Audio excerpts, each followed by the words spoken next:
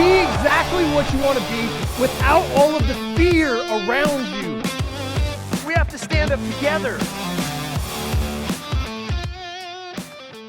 Welcome, everybody, to another episode of The Chairman Project with me, your humble host, Jason Sisneros. This week is going to be fantastic. This is the title of this show, as you know, and this series that we do is Conversations with Chairmen, chairwomen, chairpersons, whatever people like to be called these days. But this is where we take all of the conversations that we have over the years and the implementation into your own life. And we talk to somebody who's traveled and gone on the journey that you've gone on. Today we have David Schmidt with us. He's the founder, CEO of Lifewave. And we cross paths in a pretty unique way. Those of you know, you've heard me talk about different things that I do in business. I'm constantly talking about the fact that to be successful, you have to optimize your health. It is one of the key components. It's one of the foundational pieces that you have to have is your health. And David has put together an unbelievable product. We're going to talk about it, but he's also built along the way in service of other people. He's built a $405 million company and is winning awards in his industry as a top performer with integrity and with service, and it's really delivering for people. So I want everybody to, you guys can do a lot of research. There's a couple of things that I asked him before we started the show that he was proud of. And much like a lot of the producers in the world, they're very humble. They don't really like talking about themselves. So you can go and Google him and get all the background. He's a unbelievably intellectual man. He's done some incredible things, how many patents he has, all that kind of stuff. But the two things that he said today was the fact that he started this company that's over $400 million a year now. He started it in his bedroom. And that is amazing to think of for your own journey. And that he had a dream, like all of us. We all had a dream of what we wanted to do when we grew up. And he had a dream when he was 7 or 8 years old to become an inventor. And boy, oh boy, has he done that. So welcome to the show, David. As you know, I've been excited to have this conversation.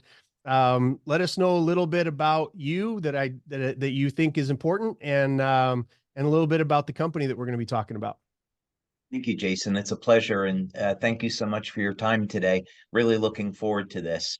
Well, I think the first thing, since your audience is entrepreneurs, I've wanted to be an entrepreneur most of my life. Since I was in college, I knew that going down the road of working for a company for 30 or 40 years was not going to be my path in life. And I tried a few different businesses along the way. I owned a computer business in my 20s, which was successful. And then I started a business with a group of guys, engineers, and we were designing equipment for the U.S. Navy through government contractors. And that was by and large a successful business. And then that led me into Lifewave. So an entrepreneur's path is very interesting. Sometimes we start with the idea that, wow, this new company is going to be what I'm going to do the rest of my life. And then circumstances change and we find it was a learning experience. And then we can move on to some other things. And now, I did not start Lifewave until my late 30s. And it's really been an incredible life-changing journey in so many different ways. And today we get to help literally millions of people all over the planet. So it's incredibly rewarding. That's awesome. You and I, one of the first conversations that we had, we talked about the fact that I identify with Batman and you identify with Iron Man, which is obvious, back there. I'm dressed a little bit more like Tony Stark today, and you're dressed a little bit more like Batman. Right. Right. That's true. And, Iron Man, of course, is a billionaire inventor. And so I think I resonated with him from when I was very young and was reading comic books. And I had no idea the impact that comic was going to have on my life. But yeah, I think once you cross 100 patents, then I think you can say you're an inventor. That's right. Yep, it's well earned, well earned. Well, tell us a little bit about the company that you started back in 2002. I think you finally got it kicked off 2004.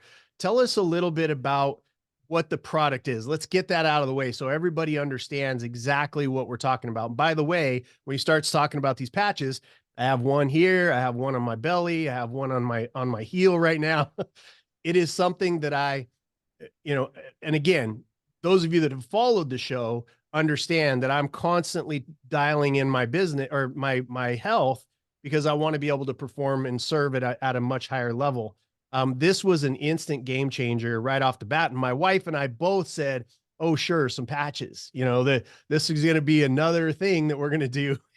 And both of us had almost the same conversation with each other. We looked at each other one night, and she had put on the ice wave patches for some pain in her back, and she goes, I don't want to admit this, but these work. Well, when I started the company in 2002, the circumstances were very interesting in the sense that it probably was not the ideal way that you want to go and start a business. But as with anything in life, when we're presented with an opportunity, we can either say yes or no. And so obviously that was a path that I pursued. But I had been working for a number of years designing equipment for subs. And the last thing I had in my mind was starting a network marketing company. I originally invented this technology for use of Navy SEALs on a mini sub, and that's what I was thinking at the time. But then when 9/11 hit, it really changed everything. My team, we were working on emergency systems, and the government wasn't interested in that after 9/11. They were interested in weapon systems and other tactical information and equipment. And so the people that I was working with at government contractors, you couldn't get in touch with them anymore. They were busy doing other things. So I had a family to support, and our contracts were frozen during this period of time. And so, as a practical matter, I had to start thinking after 6, 8, 9 months, what am I going to do to support myself and my family? So I started thinking, well, this technology, which I developed and own, um, because it improves energy by elevating fat burning, I'm sure I can find people in the public that are going to be interested in something like this. So I started, I Energy started and to, fat burning. Weird. It's right. weird. So I started to take samples of the product and show it to business friends. And I had two business friends contact me and say, "Hey, if you set up a company to market this, I would like to invest in that business." So I thought, okay, the interest is there, the money is there. I think these are some good signs. I should go out and probably start the business. And then during the first 6 months, like with any startup, it was really rough. You're spending money, you don't have money coming in, you're trying to learn what's the best business model. So I think for any entrepreneur, it's so important to plan, have adequate money, have a business plan, but be able to adapt. Realize that in the startup phase, your business is organic. It can change, and you should be able to adapt to those circumstances. And where I'm going with this is originally I just wanted to be an inventor and provide these products to the military. And then eventually, when I went into the public, I looked at radio advertising, TV advertising, um, but eventually ended up with network marketing, and that turned out to be a phenomenal choice as it's turned out.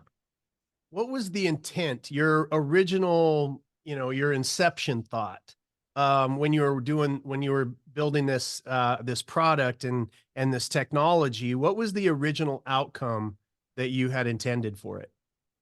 So one of my inventions was a turbine. And this was what was unusual about it is that the turbine didn't have any blades and it could run on any fuel. And Hmm. if there's an engineer listening, they're going to say, okay, well, that's impossible. But literally with this turbine, you could start it off on propane gas and then switch to a liquid fuel or a solid fuel while it was running. And you could even put your hand on the combustion chamber of the engine, and it was only warm to the touch. Hmm. That was something that I had been working on. And one day, I had my labs up in Dahlonega, Georgia, and it was a beautiful drive through the mountains. Dahlonega is where the Army Rangers practice. Mhm. And I would have a beautiful drive around Lake Lanier to go to my house in Beaufort, Georgia. And I remember I was coming around the lake and I was thinking, okay, this engine works based on a vortex flow. And um, there must be a vortex flow in human cells. This was the idea that was downloaded into my brain. So I began to think about that. What would this vortex flow look like? Because we could use this as a communications channel. Mm. And this was the first idea that I had that led to the development of the patches, is that we might be able to have a device to communicate with the cells in a completely different way that hasn't been done before. Okay. And to communicate, so in the early inception thought, just that thought, but to communicate to do what? Well, in this particular case, we wanted to improve energy Mm. for the crew, which would improve survivability. So at that time, special ops guys were using amphetamines, caffeine, any type of pep pill to stay awake. And they'd have to go on missions, which would be 30, 60 hours. And there were a number of cases, such as with the pilot of a Canadian fighter, where he was taking amphetamines and it resulted in an accident. So I thought, well, I've been interested in health my entire life. If we could find a natural way of increasing energy in the body, this would be a huge advantage. And the best source of energy on the body is fat. We get over twice as many calories from fat burning as we do from carbohydrates. So if we could have a way of communicating with the cell and say, hey, I know you're burning carbohydrates, but switch and burn fats instead, then that would be a very constant, stable level of energy. What I wasn't thinking at the time was that this would be a very powerful anti-aging mechanism. Mm. As it turns out, um, beta oxidation or fatty acid metabolism is closely linked to the function of the mitochondria in the body, the powerhouse of the cell. And as we age, no surprise, the ability of our body to burn fat declines, and we switch over to glucose, sugar metabolism. So if we can keep the body in fat burning, it has very powerful anti-aging effects. But at the time, that was what I was thinking. Just want to have some new way of improving the energy for the crew so we could improve their survivability. I love this. This is so, I love talking to entrepreneurs because you're like, what am I doing today? I'm building, turbines for nuclear subs. What am I doing tomorrow? Patches for fat burning. It makes total sense. Well, yeah, yeah, it is. Yeah, it's a little bit like that. We had uh, I invented a welding torch when I was there because guys were picking up welding torches when they were hot and Mm. getting injured. So I developed a welding torch without a cooling jacket that developed a vortex flow in the welding torch. So you could actually, I would do this demo for other engineers where I would hold the welding torch while it was on. So you'd have, close to a 3,000-degree flame at one end, and your hand was half an inch away, and it was totally cool. Um, Wow. so that was, those were the type of wide-ranging things that I was allowed to work on. Yeah, I love it. And the story, it's interesting because there's three reasons why businesses fail. One is they don't have the proper capital. You already addressed that. The next one is you don't have management skills. We'll talk about this at the end of the show, this core four that I talk about a lot, and get your feedback on that. And then the third one is inventing or going to market with something that people don't need or want. Right. And that's about out of the 95% of companies that fail, that's a third of those is because they come up with a great idea, but you're an inventor. And we talk about a lot in business that business is an intellectual sport. And we talk about football and all these other, but it's an intellectual sport. It's how you can use your mind. And what you were doing was you were solving problems, right? There's a movie called Robots, and one of them there's this is reminds me of you, not because you're shaped like him, but because of the way your brain works. But there was the one of the characters, Robin Williams was the main character, but there was this character called Big Weld, and Big Weld had a saying: find a need, fill a need, or find a need, fill a need. That was his whole company's motto.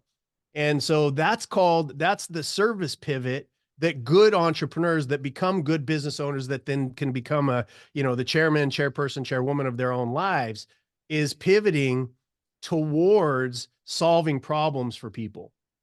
And I love Yeah. that that's the exact journey that you've gone on. Everybody looks at you today and they say, oh, $400 million or $400 million a year company, all these awards. But if they would have seen you back then, right, in 2002, and the turbine, and they would see themselves. A lot of entrepreneurs that watch the show, they're like, oh, Jason, you've got something special. David, you've got something special. No, it's just understanding that there's systems and processes to follow, that business after time after time after time, when it's executed in the right way, eventually, when you fall in love with other people's outcome, you will succeed yourself instead of the Absolutely. other way around. Yeah, absolutely. I would say that prayer is definitely the best tool that I've always had in my tool chest for dealing with any variety of different things that comes up. It's so important that people lead a life of prayer, develop a relationship with God, look to what's God's will in a particular situation, and then, do your best to follow that. But for entrepreneurs that are starting their business, they're entering into some challenges. I would say that when I started Lifewave, I had my ability, my superpower was being able to invent, and but I didn't have the management experience that I needed. I had some, but certainly not even close to the type of experience I have today. And I was undercapitalized. And so I would say it's okay if you don't have everything in place, but you do need to be thinking about, how am I going to go out and raise this capital? What am I willing to give up for that? Thinking about, the long term, that you still want to be in control of your business. There was many times where I was offered money and I turned it down because I wasn't willing to give up, 25% of my company. And then there were I've probably made more mistakes uh, over the years, than making good good decisions.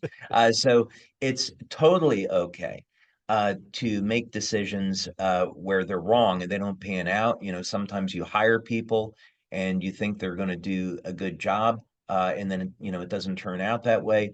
Those mistakes are going to happen, but what really matters is, how do you respond to that? You can get upset, you can get depressed, um, any variety. You can want to give up, but what's really important is that you use these experience for character building. You find out, are you truly dedicated to this direction that you're taking your life in? Are you dedicated to a cause?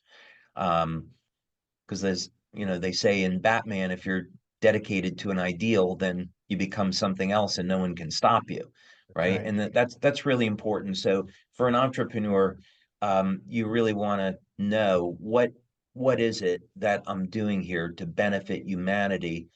How is what I'm doing going to be of value to other human beings? If you're not thinking about those things, it's a huge mistake, because eventually the forces in the world are going to wear you down. Right. But if you're committed to this ideal, hey, I'm doing this because I want to make people's lives better. That's why I'm doing it.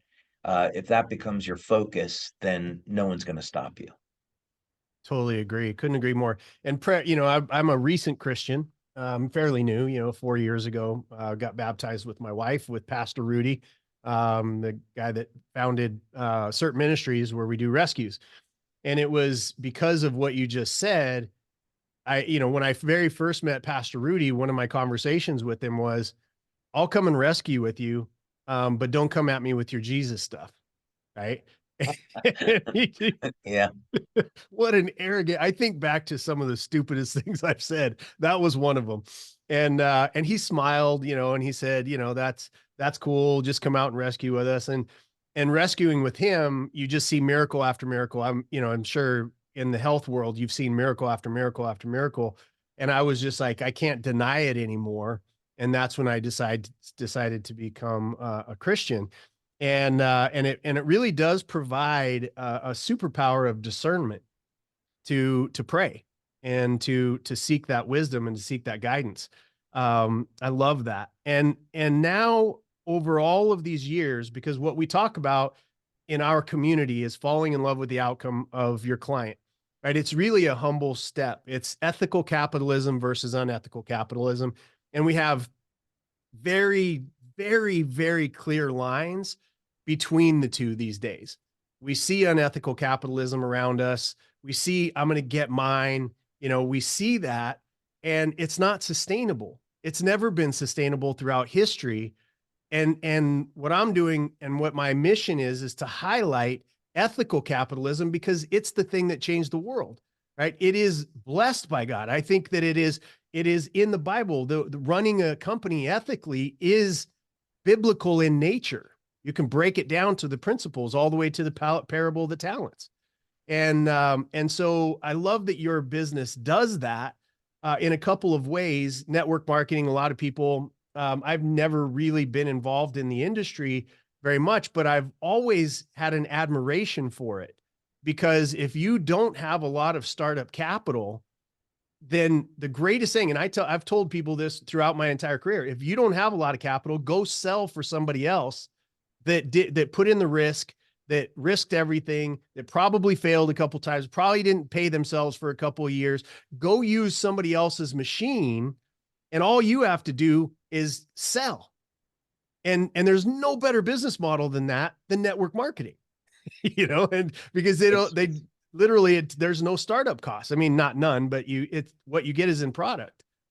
No, it's absolutely true. The amount of money that we've had to spend in just clinical studies, forget about the research behind it, is millions of dollars. Yeah. We spent $4 million 2 years ago upgrading our equipment where it would be fully automated with visual inspection systems that are automated, robotics. And so all of these things take an enormous amount of capital. And of course, you do these things over time. But for an entrepreneur, as you say, it's really ideal.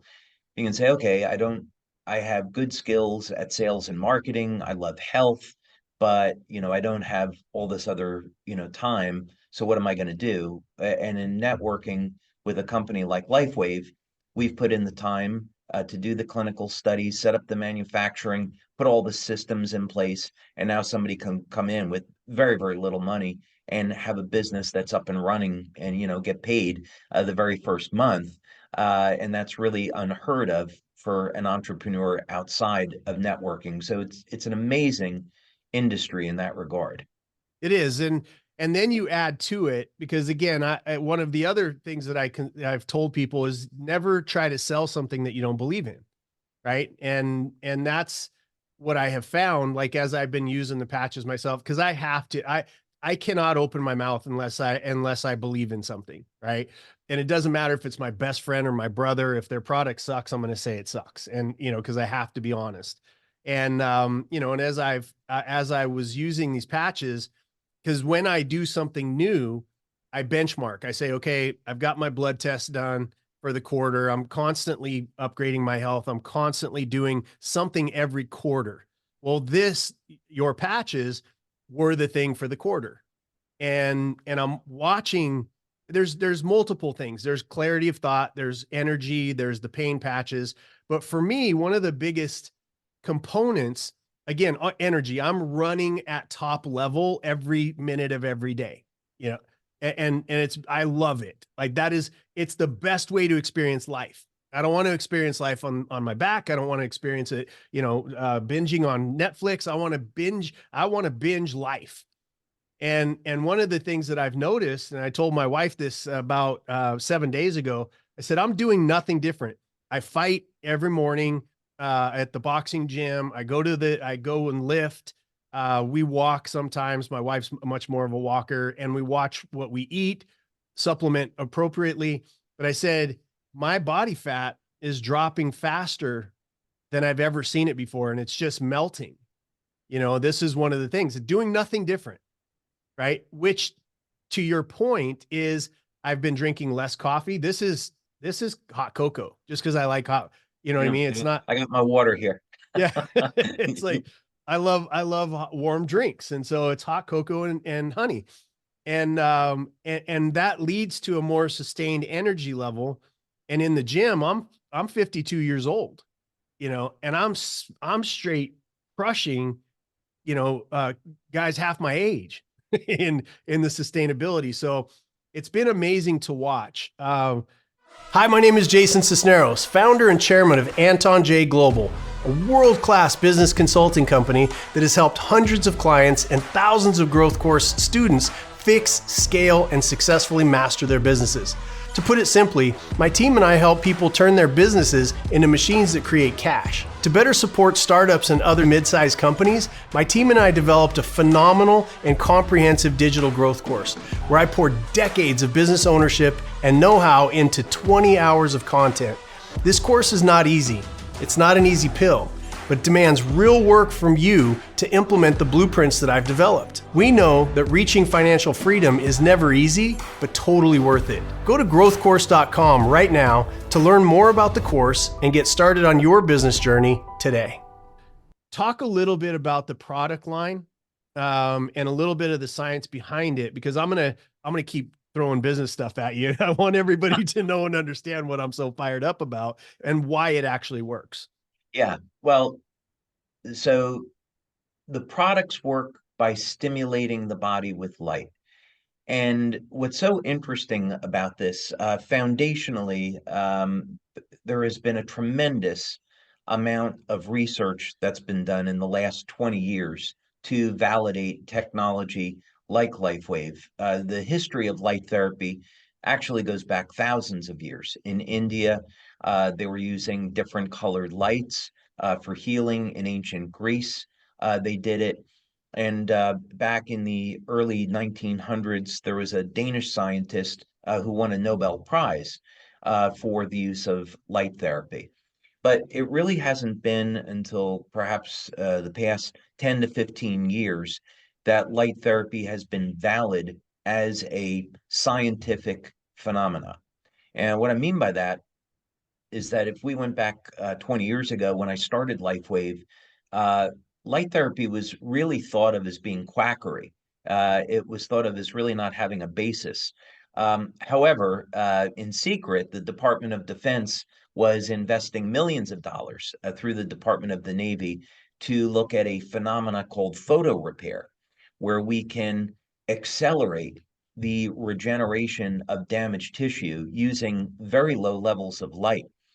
From the 70s, there was a scientist in Germany called Fritz Popp, and he was finding that out of all living cells, didn't matter if it was human beings, plants, animals, if you take these cells and you put them in a room that's completely dark, and then use a piece of equipment called a photomultiplier tube, you could actually measure wavelengths of light coming off of all living cells, and the light was coherent, just like a laser. So the significance of this is that in human beings, from the DNA, from the cell nucleus, there are pulses of light that are being emitted that are highly coherent. What that means, they're of a single wavelength. And this is one of the systems that our cells use for communication. So the DNA emits a pulse of light, and this light, these photons of light, will initiate a biochemical reaction in the body. So researchers like Dr. Jerry Tennant, Dr. Becker had found that the energy systems of the body control the biochemistry. So this is incredibly powerful. A Mhm. very simple example of this is okay, so let's say you're 52 and you look fantastic, by the way. I think most Thank you. 52-year-olds would want to have be in the kind of physical shape that you're in. Thank you. Um, Now let's say we know that testosterone levels in men are going to be declining after we get over the age of 30. And what do we do to elevate testosterone naturally? Well, if we go out in the sun and we let the androgen receptors on our upper shoulders, our traps, get exposed to UV light, that will cause an increase in testosterone in men. Mm. So we don't necessarily have to look for herbs or hormone therapy.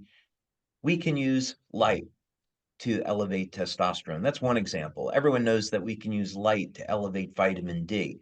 And this is because the body has receptors that are activated by different wavelengths of light. So when I invented LifeWave technology, it was based on this principle that we could use different wavelengths of light to turn on different biochemical systems in the cell, and this would result in a certain benefit. So in the first product, this was turning on fat burning. In other products, we found ways to detoxify the body, reduce pain, improve the quality of sleep, anti-aging effects, and of course, with X39, we're elevating a peptide called GHK or copper peptide. And this single peptide has a phenomenal number of benefits at improving overall health and wellness in the body.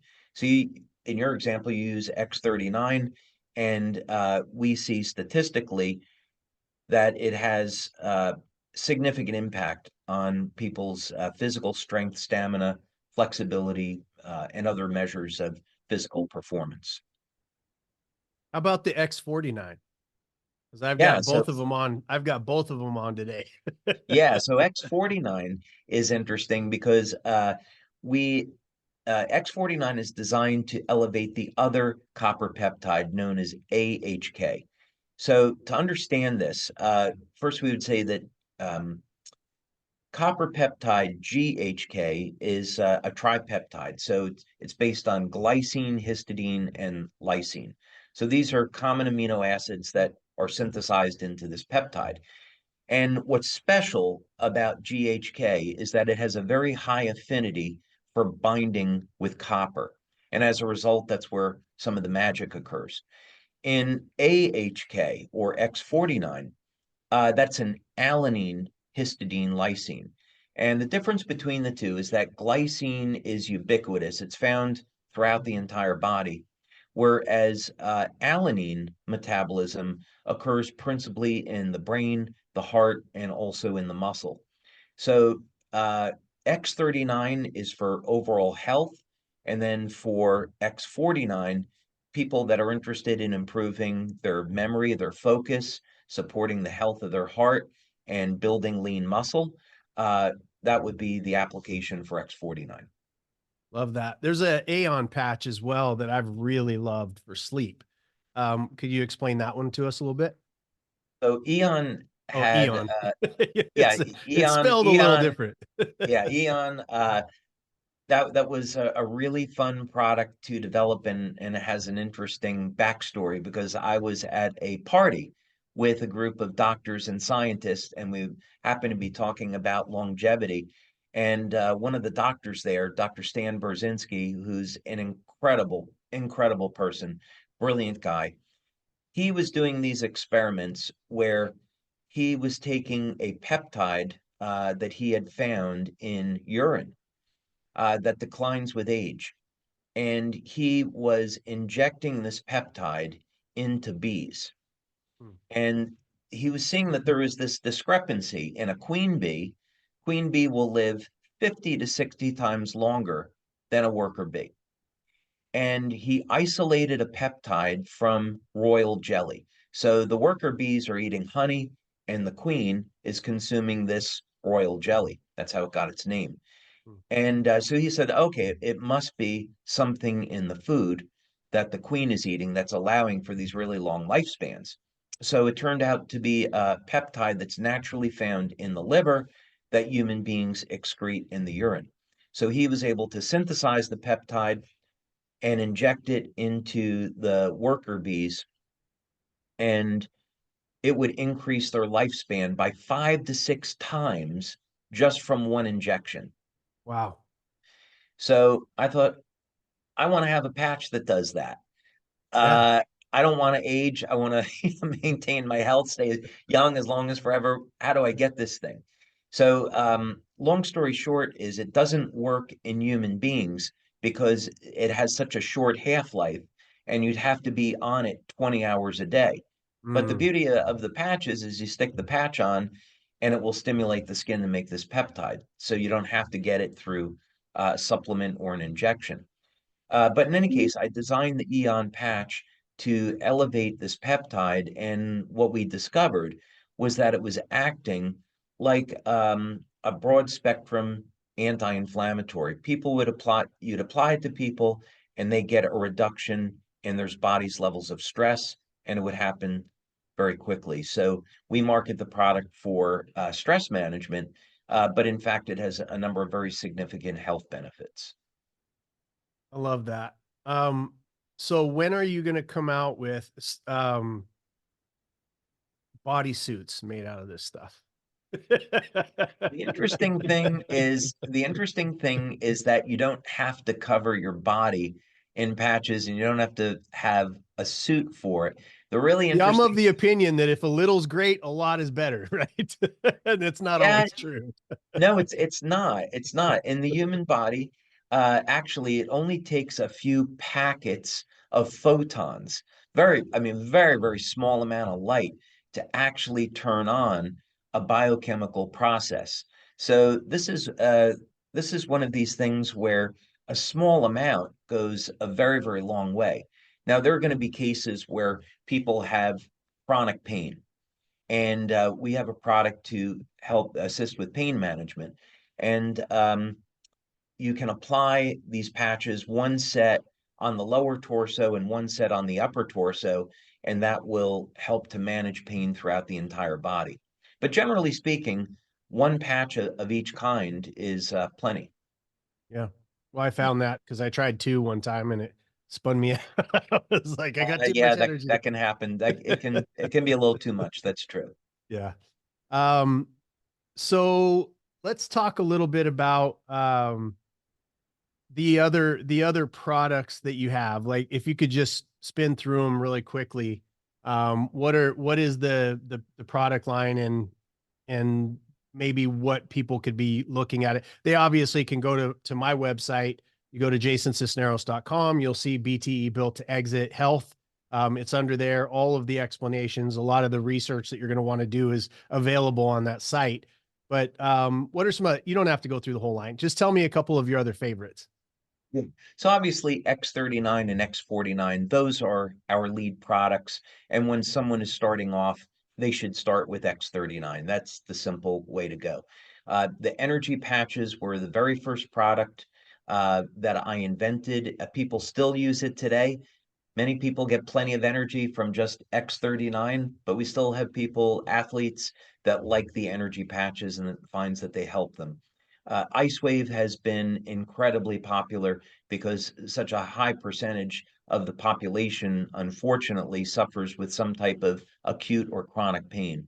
So IceWave has helped people all over the planet uh, with a natural way of managing pain and reducing pain quite quickly.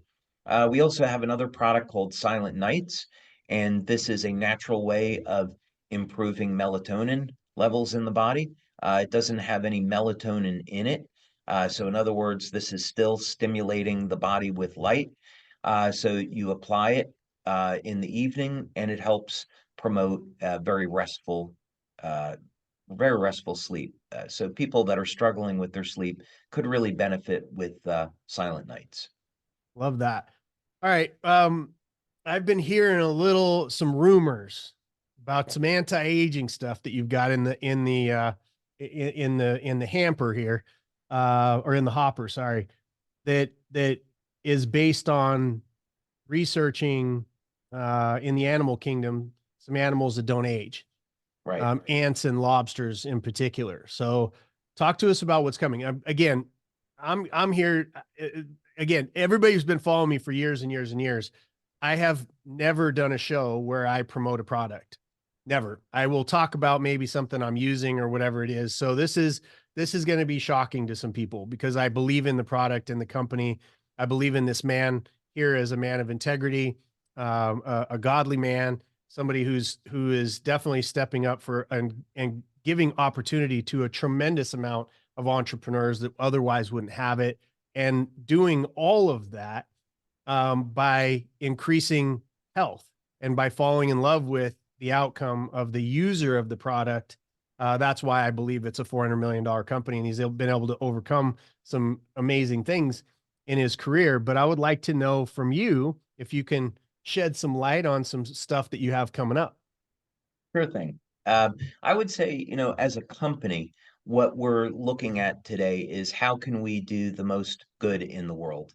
And so we're taking a percentage of the money that we make and donating it to good causes. So, for example, there's one charity that we've been looking at, which is doing a cleanup of the ocean Mm, and removing the microplastics from the ocean. And that's something that we're very interested in getting involved with, these types of things. In terms of future products, I'm very concerned about the integrity of our food supply.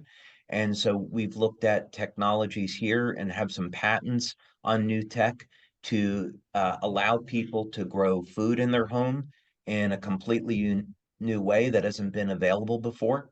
And we're also looking at power generation. I have a background in different methods of generating power, and we've come up with some things that would be incredibly useful for people to power their homes and, when we're forced to, electric cars. That would allow people to be off the grid and generate energy in a very clean and sustainable way that's good for the planet. But shorter term, Well, what we wait a minute, because you just broached a couple of issues that are because this is sort of my world as well. I hope you're protected because when you start talking about interrupting these, these industries by helping people be self-sustaining, it causes a few waves. So I just hope you're taking care of yourself and that you're protecting yourself. Thank you. I appreciate that. I do think about those kind of things. Mhm. And we also think about how can we introduce these things out into the world without creating problems. But sometimes you're going to make some waves, and sometimes that's a decision that you're going to make. But the fact of the matter is that it should alarm people how much land that Bill Gates owns at this point and what he's doing with that land.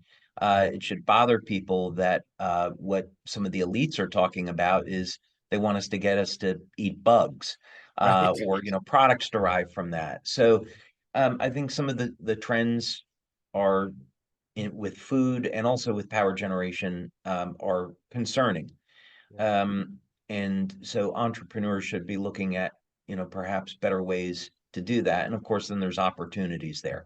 There's always going to be a segment of the population that are concerned about the level of genetic modification in the food supply, or in this case, also vaccines now Yeah. in the food supply. Absolutely. Yeah, and thank you for thinking about that. And that's my community where yeah, that we've been through this whole entire thing for years now.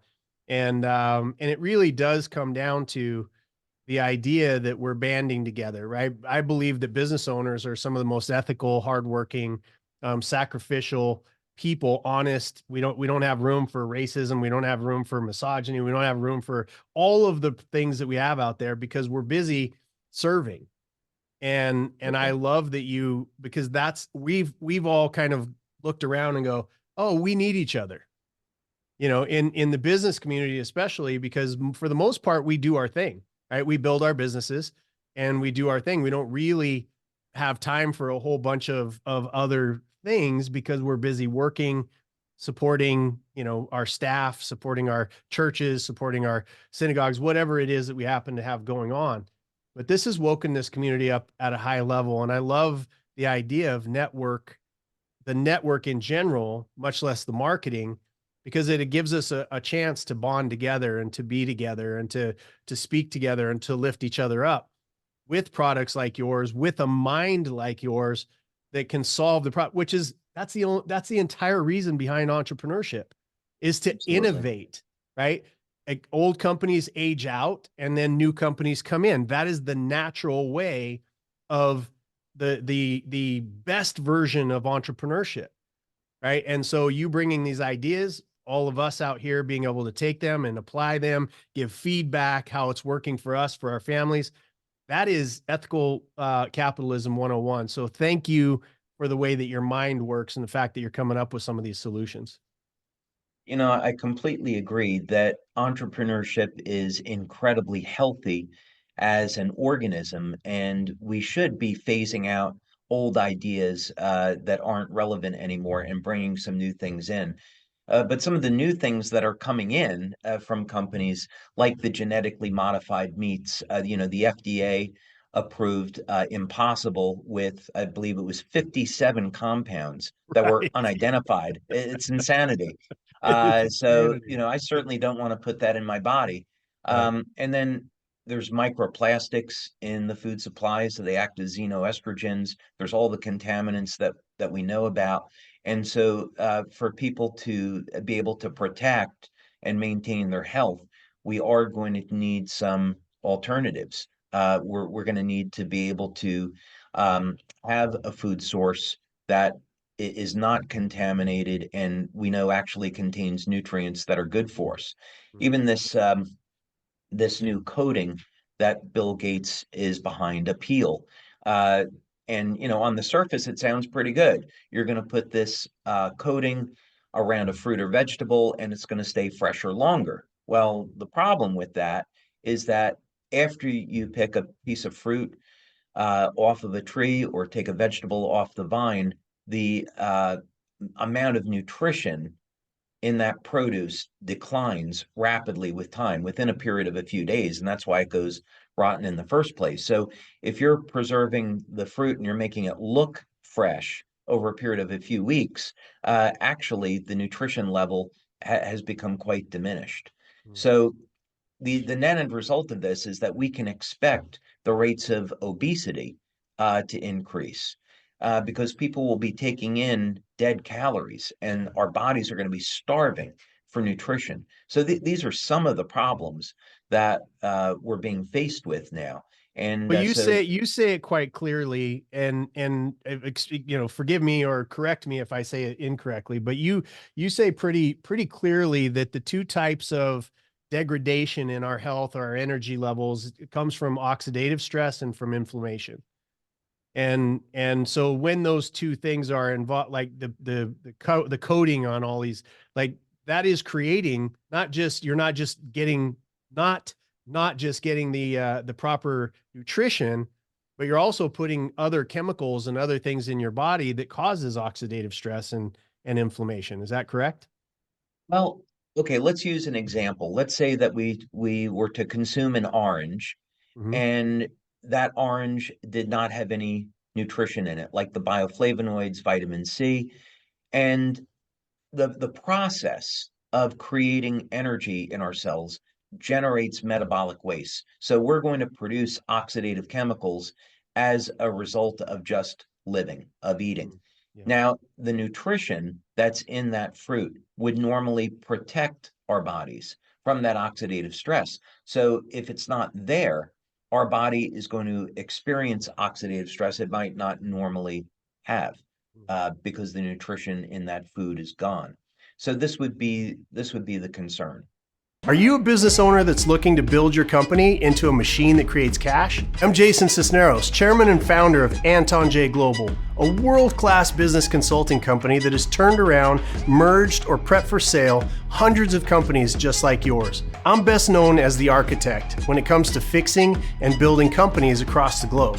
My experience comes from owning and exiting over 20 of my own companies successfully.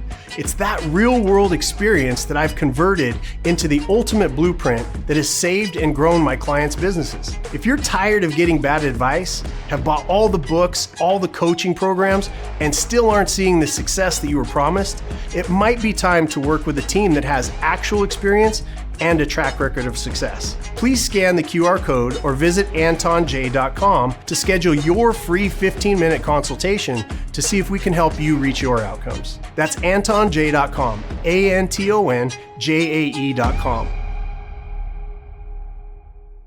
Awesome. Okay, so let's talk a little bit about the anti-aging stuff. I want to hear a little bit about the ants and the lobsters.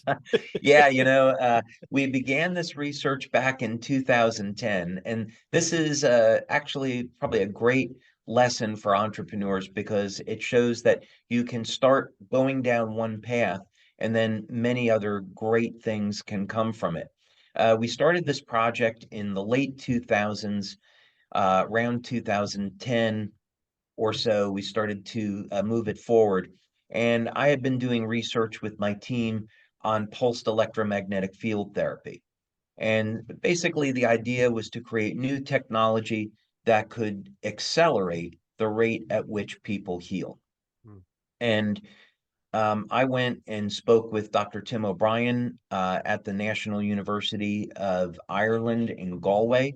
And Dr. O'Brien runs the Regenerative Medicine Institute there. And I gave him a proposal on how we might use this technology to activate the stem cells in the body and do this with the stem cells already inside the body as opposed to an injection. And we ended up getting our project accepted, and it was funded by Scientific Foundation Ireland. So what we discovered in those early days was that you could treat the body with a very specific type of electromagnetic field, and the rate of healing would be equivalent to injecting stem cells. So this was a very, very significant discovery.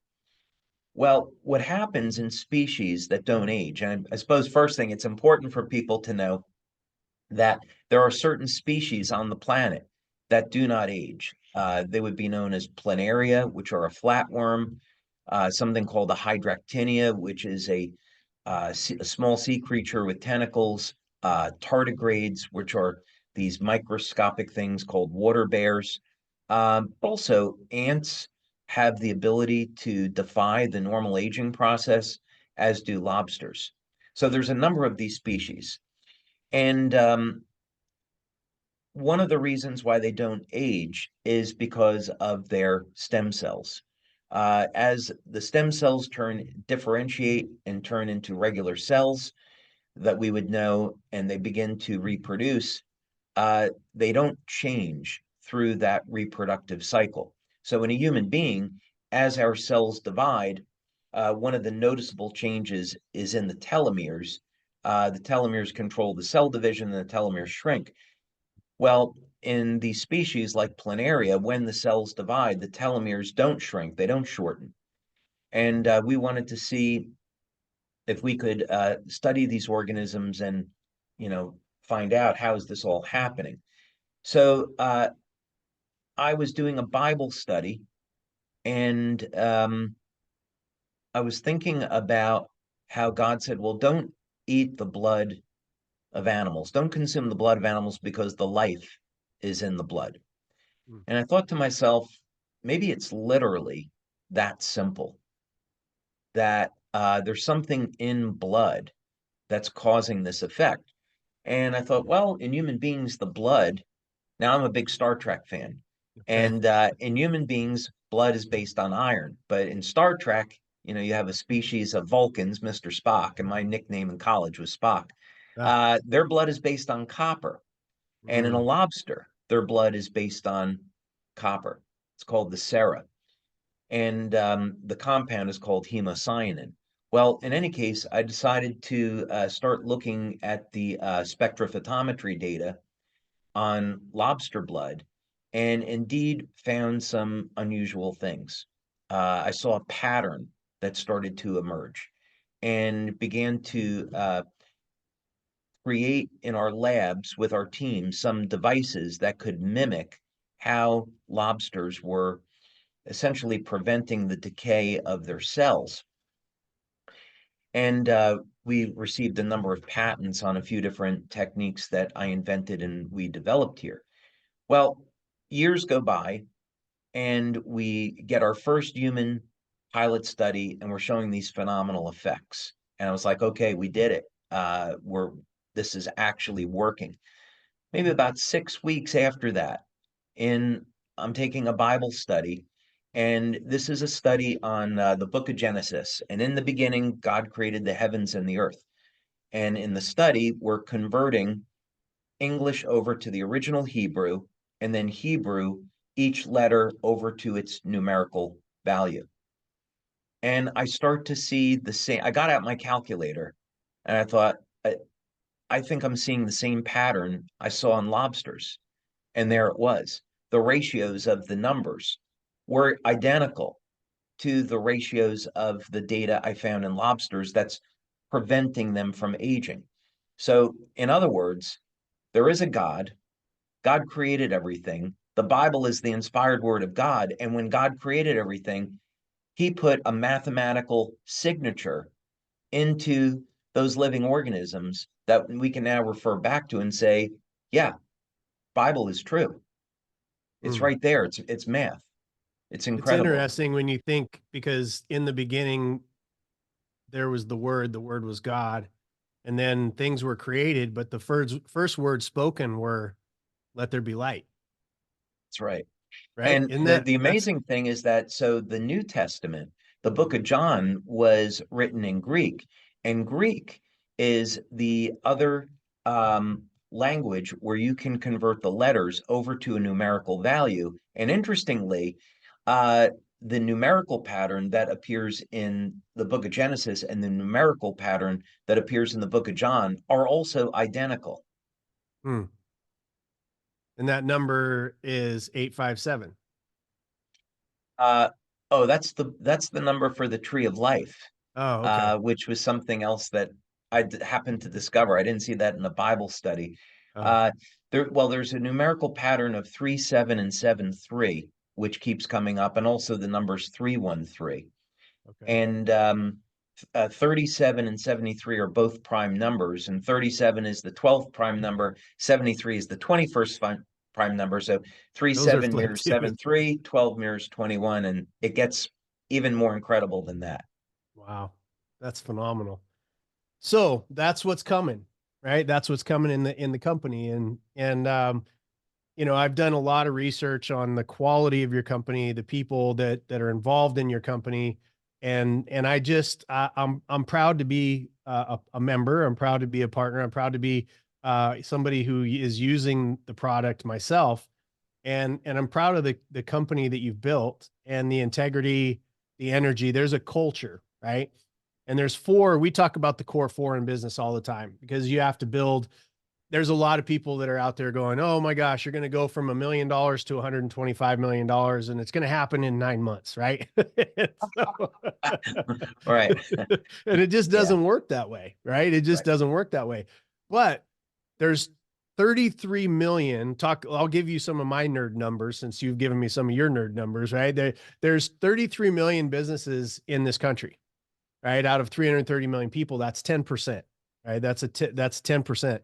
And of that 33 million, 27 million of them do less than $100,000 a year. And so when you're looking at ways to increase your revenue, there's really two key markers as you're building your business. The first one is going from sub $100,000 to 300 grand. That's a benchmark to get to 300,000. And then from 300,000 to 750,000, that there's a transition that gets into starting to understand systemizing and acquiring your first employee. All right, that's that magic, and then you get into what I believe is the true 10% is anybody that has an employee. Now, so what we talk about is starting to learn what is the premise. How do you get from 0 to 300,000? That's your first benchmark. You learn a lot of really amazing things in that process that reset your mind from employee mindset to business owner, right? And same thing from 300 to 750. But we talk a lot about the core four, and I just wanted to get two things from you as we wrap up. You've given me a lot of time today, and I really appreciate it. Great. Yeah, it's been great. I knew it was going to be great. I knew we were going to, and we're going to probably have to do follow-up shows. And I can't wait to, be speaking at some of the events and have you to some of my events. It'll be great. So two things. Tell us, in your evolution, and I want to finish with your challenges, where a couple of times we talked earlier that you've had a couple of really big challenges. I want to finish the show with that. But tell me the development core four for any business owner to be thinking about is first sales and marketing. That's number one, because you have to have revenue before you ever have a business. That's, unfortunately, that's the way it is. Number two is your operations, which is very simply delivering on the promise that you made in the sales and marketing pitch, right? Making sure that your product and or service is delivering. The third piece is understanding finance. Business speaks a language. If I was to go to China, you were to go to China, if we don't know the language, we're going to have an interpreter, or we're going to have to learn the language. And it's very difficult. You've seen some of these interpreters, the sign language people that they're not doing sign language. They're like, I don't know how they think they're going to get away with it. Have you seen some of these people where they're doing the sign language and they don't know sign language? So you have to trust the interpreter, which is most of our bookkeepers and the people that are giving us that information. If we don't understand the nature of it, which is why I love this conversation and I love the way that your brain works, you want to understand the nature of it. Then you can figure out what to do with that data, what that information is. And so finance is the third piece. And the fourth piece, which it should be number one, is culture. It's identifying on purpose, on paper, with very defined bumpers on how your business is going to run, how it's going to treat people, how it's going to appear in the marketplace, how it's going to treat employees, that type of thing. So very quickly, give me some of your feedback as to your thought processes, starting at number one with sales and marketing, and then go through operations, and how you've applied that to your own business. Yeah. So you're absolutely correct. Sales and marketing has to come first, because if you can't sell your product or service, you're not going to have a business. So here in Orlando, where we have our research lab, we are involved with dozens of different new ideas, products all the time. And we're often running experiments to see what can we learn, what will work. And then, of course, that can translate into a product. But at the end of the day, you have to be able to evaluate that and say, well, what is the potential market for this? What type of audience am I really helping? You have to think through the regulatory part.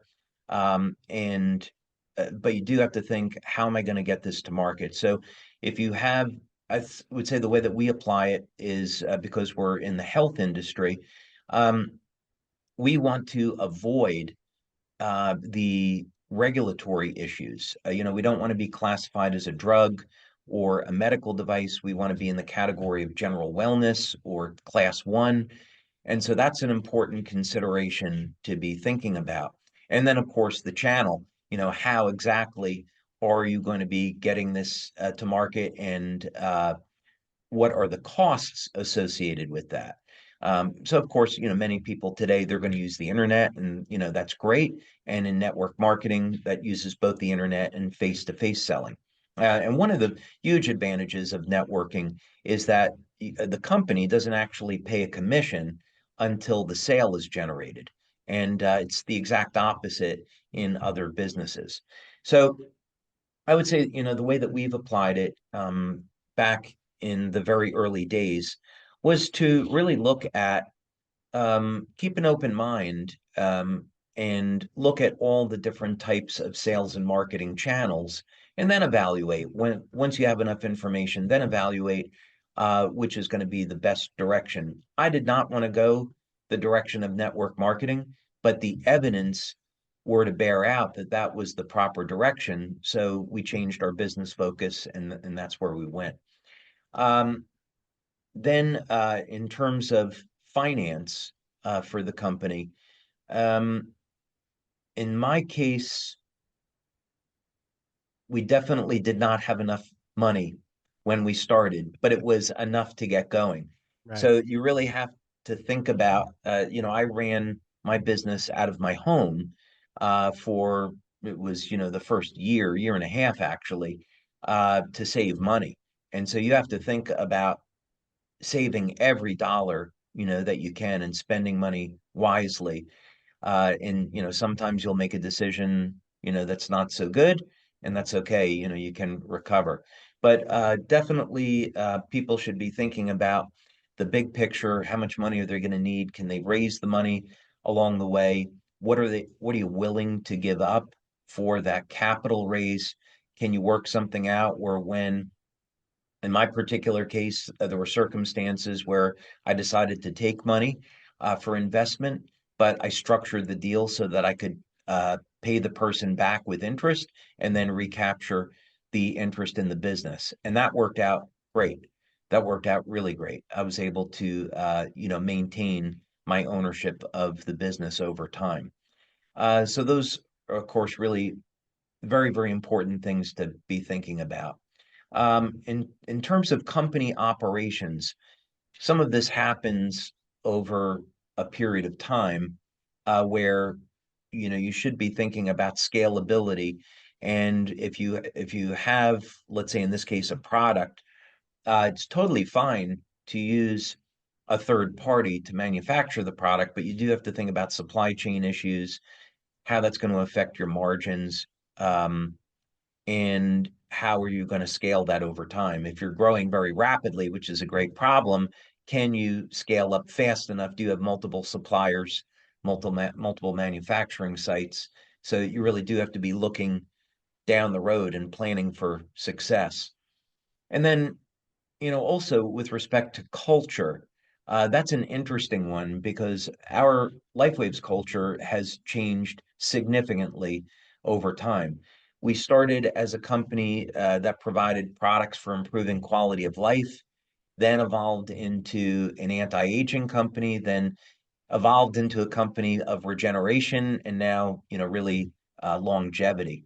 So that has driven a lot of things in our culture. But ultimately, while that's what our products do and that's how we position ourselves, we do try to infuse into our culture, hey, we're here to help people. We're here to be a symbol of hope. So let's align ourselves with other organizations, donate money to organizations to help people in need, donate our products. Let's be there for people if they can't afford our products and help them. So as a result, we've made donations to Military Order of the Purple Heart to provide thousands of families with free product when they couldn't afford it. And we do it because it's the right thing to do. It's not about the money at that part. So you really have to be thinking about all these things. Well, it was one of the first things that you asked me was, how could you donate some money to the child rescues that we're involved in, and so I know that's a core portion of your heart. And that's we talk a lot about business. You just got a master class from somebody who's actually done it and gone through it, right? And so, but one of the main things, and I say, it's over and over and over again, that the people that are successful in business are the ones that are best at pattern recognition, discipline, execution on strategy, those type of things. And the resilience gene. I one of my favorite people that I ever met with when I was doing research on the brain and, and neuroscience and that type of thing. She's still there. She's about 85 years old at this point. Looks like she's 37. But she said there's something that she believes exists, which is called the resilience gene. right? She hasn't necessarily been able to prove it yet or not, but she is one of the top neuroscientists, works on TBIs, military, these type of things in brain regeneration. But it got me to thinking, about your story and your resilience, because it hasn't been a straight line to where you are right now. Not at So all. No, so tell us a no. little bit about that. Yeah, there have been a lot of bumps along the way, and I'm grateful for all of them, actually. There were many challenges that were very hurtful in a number of ways. There were twice when we were on the verge of bankruptcy. And like you said, sometimes you have to come to work and not take a paycheck to support your employees and the organization. I did that in 2007. I did it for 16 months where I didn't take a paycheck. But I believed in the mission of the business and the future of the company, and I wanted to keep it alive. And that's the sacrifice that it took. Yeah, we came close to a bankruptcy in 2006 from a credit card fraud. We had a distributor that was purchasing stolen credit card data, ordering product and earning commissions off of that. So that resulted in about $1 million loss. And we also lost about 50% of our distributors at the time because they thought the company was going to go under. But thankfully, the people that stayed believed in the vision of the business. They saw us helping people every day, and they didn't want to give that up. So, you just get to work and you keep going and you keep plowing ahead, thinking about different strategies for building. And eventually that worked. And then in 2016, um, and this is an incredible story for entrepreneurs because in 2016, we were the victims of a computer crash. We were trying to implement a new computer system, again, completely out of our control. And for months, the system could not take orders. We didn't have money coming in. And many of the distributors decided to, pack up and leave. They figured, well, that was it, and understandably so.